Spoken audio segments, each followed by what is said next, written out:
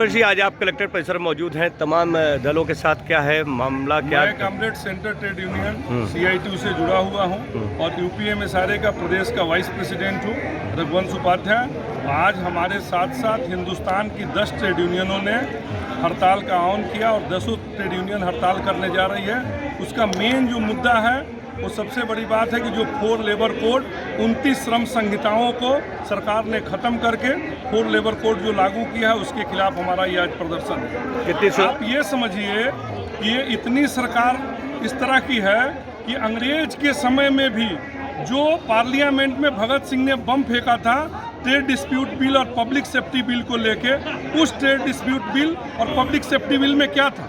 Trade dispute bill में था जनता के सवालों के अधिकार, उसके राइट टू अधिकार थे उसके, और साथ ही साथ मजदूरों को हड़ताल करने का अधिकार था। इसके खिलाफ अंग्रेज जो कानून लाना चाहते थे वो आज की ये मोदी सरकार उस कानून को पार्लियामेंट में ले आई है और बिना किस दौर में ले आई, इससे उनका मंशा समझिए। 2019 में कोड ऑन वेजेज को उन्होंने पास किया जब पूरी सरकार देश में कोरोना का काल चल रहा था, सारे लोग कोरोना में अपने घर में बंद थे, विपक्ष के लोग कोई बोल नहीं सकते थे, पार्लियामेंट बंद था। उस दौर में ये सरकार काला कानून ले आकर 2019 में कोड ऑन वेजेज और दूसरा 3 और श्रम संहिता, IR कोड, OSH कोड, इसको सारा उन्होंने किया और 2020 में किया।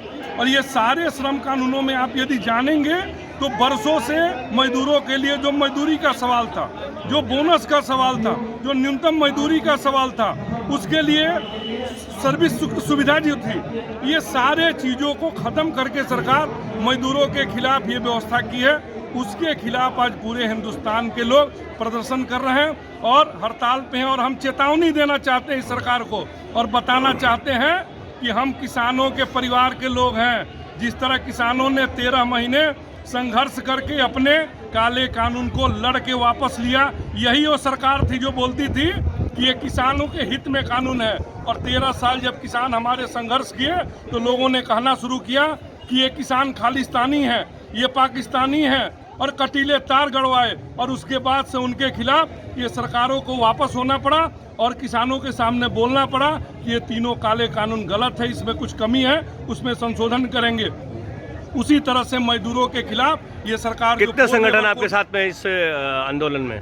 इस संगठन में 10 trade union, central trade union और सारे फेडरेशन हैं। केवल एक BMS को छोड़ के, भारतीय मजदूर संघ को छोड़ के, हिंदुस्तान के सारे ट्रेड यूनियन फेडरेशन सारे इस हड़ताल में हैं। आज बैंक भी बंद है, बीमा भी बंद है, कर्मचारी यूनियन के लोग साथ में हैं, ट्रेड यूनियन सारा एक साथ है, सारे लोग एक लामबंद होके और ये चेतावनी देने के लिए सरकार के ऊपर आए हैं कि आप संभल जाइए, अभी नहीं संभलेंगे। मांग नहीं मानी गई आपकी तो क्या कर लेंगे आप लोग? मांग नहीं मानी गई तो उनकी ताकत पार्लियामेंट में हो सकती है, हमारी ताकत आज भी सड़क पे है और मजदूर किसान इस लायक हैं कि अपनी मांग को मनवा लेंगे। यदि उनको वोट की ही ताकत समझ में आती है तो ये जितने मजदूर पूरे हिंदुस्तान के हैं, ये सारे मजदूर आज करीब लगभग हमारे पास जो सूचना है 40 से 50 करोड़ मजदूर आज हड़ताल पे हैं। यदि ये सारे मजदूर जिस दिन ठान लेंगे, इनको गद्दी से उतार देंगे, यही लोग गद्दी पे बैठाए थे, और तब इनको बात समझ में आएगी। इसलिए समय रहते हम चेतावनी देना चाहते हैं सरकार को कि हमारी बातें मान लें और ये जो हमारे श्रम संहिता जो बनाए हैं उसको ख़त्म करें और उसके बाद से हमके साथ बैठ के कर्मचारी यूनियनों के साथ, मजदूर यूनियनों के साथ वार्ता करें, तभी इसका हल निकलेगा। आज कलेक्ट्रेट परिसर में भारी संख्या में कई संगठन दिखाई दे रहे हैं, क्या है ये प्रदर्शन? आज पूरे देश के पैमाने पे भारत सरकार द्वारा मजदूर विरोधी कानून लाने, मनरेगा को समाप्त करके गांधी का अपमान और उस पूरे कानून को औचित्यहीन बना करके रख दिया है। ठेका पे मजदूरों की भर्ती और न्यूनतम वेतन को न दिया जाना, यह हमारे देश के आम नागरिकों के साथ गद्दारी है। और यहाँ तक कि मोदी सरकार पार्लियामेंट में अमेरिका के साथ जो डील किया है, और उससे साफ दिखता है कि वो पार्लियामेंट में भी उस सवाल पे सुनना नहीं चाहती है। और जब वो पार्लियामेंट को तानाशाहीपूर्ण तरीके से चला रही है तो हिंदुस्तान का मजदूर, हिंदुस्तान का किसान और मेहनत करने वाले लोग सड़क पे आज उतरे हैं। पूरे देश के पैमाने पे मोदी समर्पण कर सकता है, लेकिन हिंदुस्तान की जनता इन सड़कों पे अपनी पहलकदमी करके दिखाएगी कि वो समर्पण करने वाली नहीं है। इस 4 उसकी बात हो रही है, क्या है 4 कानून बता रहे हैं आप? ये क्या? 4 श्रम कानून, हाँ। हाँ, इन 4 श्रम कानूनों में एक यह है कि उसमें न्यूनतम वेतन की गारंटी नहीं है और 300 से कम मजदूर जहां किसी भी फैक्ट्री में काम कर रहे हैं वहां फैक्ट्री मालिक को बिना अनुमति के उसको बंद करने का अधिकार होगा। और इस तरह लघु और कुटीर उद्योगों में काम करने वाले मजदूरों के तो न तो अधिकार सुरक्षित रहेंगे और न कंपनियां सुरक्षित रहेंगी। ठीक है, तो बताइए कलेक्ट्रेट में आज तमाम लोगों के साथ आप मौजूद हैं, क्या है, किस मुद्दों को लेकर आप लोग आई हैं? मेरा नाम श्वेता मिश्रा है और महिला आंगनबाड़ी कर्मचारी संघ की मैं जनपद अध्यक्ष हूँ। आज का है 4 लेबर कोड जो सरकार पारित कर रहा है वो जो है कर्मचारियों के या मजदूरों के विरोध में है और उसी के एवज में ये धरना और हड़ताल का कार्यक्रम चल रहा है। कितनी संख्या में करीब आपके साथ कितने संगठन हैं? जोड़ने लायक नहीं है संख्या। संगठन बताइए, कितने संगठन आपके साथ हैं इस लड़ाई में? अभी किसान भी हैं, वन विभाग भी है, आशा है, आंगनबाड़ी है, रसोईया है, सिंचाई विभाग है, हर विभाग। मुख्य मांग आपकी क्या है?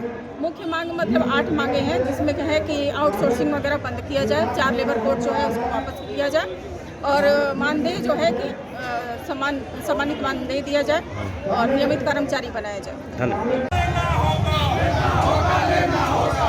तुमको लेना होगा, लेना होगा, लेना होगा, हमसे लड़ना होगा, लड़ना होगा, लड़ना होगा।